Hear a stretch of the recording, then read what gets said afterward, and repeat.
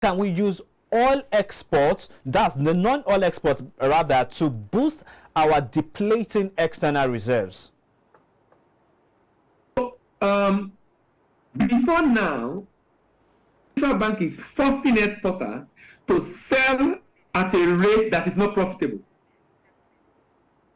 So sad that we've had a meeting with central bank at some point, and they were not going to budge on this matter. And we felt, look, you are there for us. So if we say this is the concern we have, this is affecting the economy and business in this sector, you should do something about it. Eventually, they came up with the RT200FX to address the issue, giving 65 naira, which was a good initiative, by the way, but not really hitting hard on the real problem that exporters have.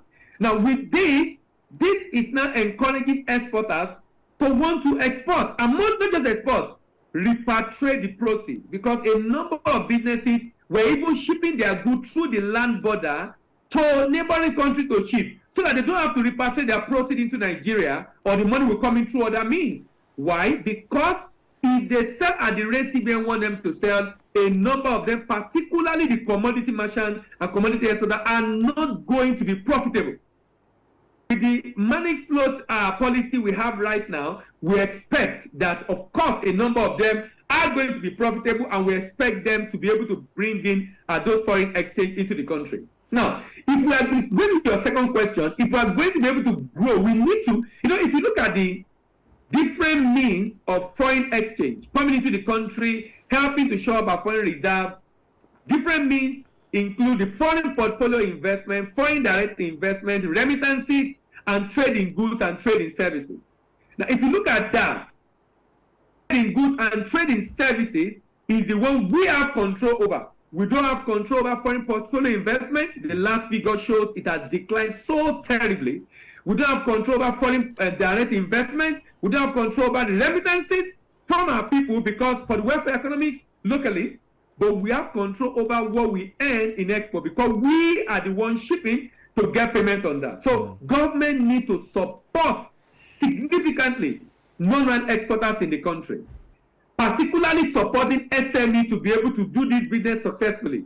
And for that to happen, government need to support with market access policies. And I've talked about one, talking about the ambassador, but also is helping the exporter to be export ready.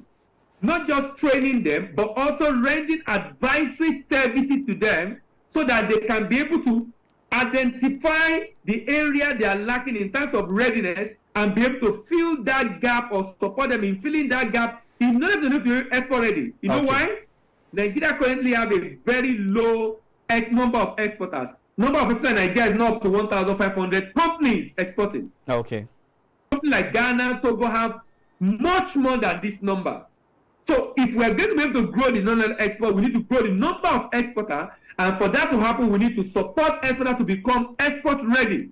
And that will involve training, advisory services, in order to be able to get the exporter ready, so that they don't start and eventually, of course, have issue along the line and unable to continue the business.